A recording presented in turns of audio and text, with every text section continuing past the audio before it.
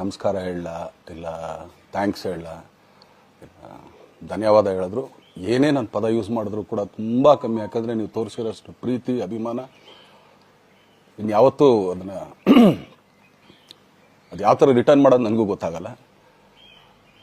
But ಇವತ್ತು actually ಇಲ್ಲಿ ಕೂತ್ಕೊಳ್ಳೋಕ್ಕಾಗಲಿ ಹೇಳೋಕ್ಕಾಗಲಿ ಒಂದೇ ಒಂದು ರೀಸನ್ ಏನಂತಂದರೆ, ಈಗ ಆ್ಯಕ್ಚುಲಿ ಬರ್ಡೇ. ಯಾಕಂದರೆ ನೀವುಗಳು ತುಂಬ ಆಸೆ ಪಟ್ಟಿದ್ರಿ, ನನಗೂ ತುಂಬಾ ಆಸೆ ಇತ್ತು. ಯಾಕಂದರೆ ಪ್ರತಿಯೊಬ್ಬರನ್ನು ಮೀಟ್ ಮಾಡಿ ಥ್ಯಾಂಕ್ಸ್ ಹೇಳೋಣ ಅಂತೇಳಿ.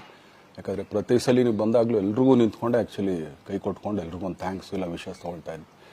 ಬಟ್ ಈ ಸಲ ಒಂದೇ ಒಂದು ಪ್ರಾಬ್ಲಮ್ ಏನಂತಂದರೆ, ಏನೋ ದೊಡ್ಡ ಪ್ರಾಬ್ಲಮ್ ಅಂತ ನಾನು ಹೇಳ್ತಲ್ಲ, ನನ್ನ ಹೆಲ್ತ್ ಇಶ್ಯೂ ಅಷ್ಟೇ, ಇನ್ನೇನೂ ಇಲ್ಲ.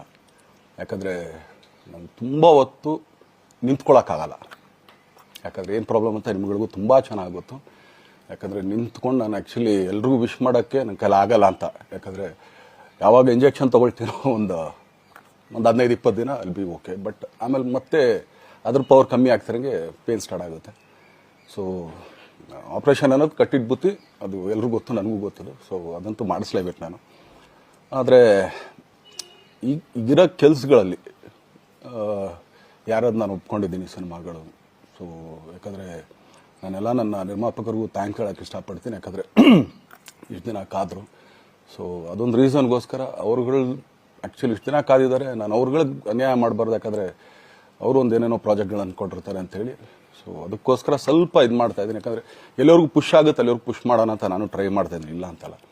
ಸೊ ಆದ್ದರಿಂದ ದಯಮಾಡಿ ಎಲ್ಲ ನನ್ನ ಸೆಲೆಬ್ರಿಟಿಗಳು, ನನ್ನ ಪ್ರೀತಿಯ ಸೆಲೆಬ್ರಿಟಿಗಳು, ಇದೊಂದು ಸಲ ನನಗೆ ಕ್ಷಮೆ ಕೊಡ್ರಿ. ಯಾಕಂದರೆ ನಾನು ಸಿಗ್ತೀನಿ, ನಾನು ಸಿಗಲ್ಲ ಅಂತಲ್ಲ, ಖಂಡಿತ 101% ನಾನು ಸಿಕ್ಕೇ ಸಿಗಬೇಕು. ಯಾಕಂದರೆ ನಿಮ್ಮೆಲ್ಲ ಇಂಡಿವಿಜುವಲಿ ನಾನು ಥ್ಯಾಂಕ್ಸ್ ಹೇಳಲೇಬೇಕು ಅದನ್ನು. ಆದರೆ ಈಗಲ್ಲ, ಇನ್ನೊಂದು ಸ್ವಲ್ಪ ದಿನ ಆಗಲಿ. ಯಾಕಂದರೆ ನಂದು ಸ್ವಲ್ಪ ಯಾಕಂದರೆ ಈಗಲೇ ಕಾಲೆಲ್ಲ ಸ್ವಲ್ಪ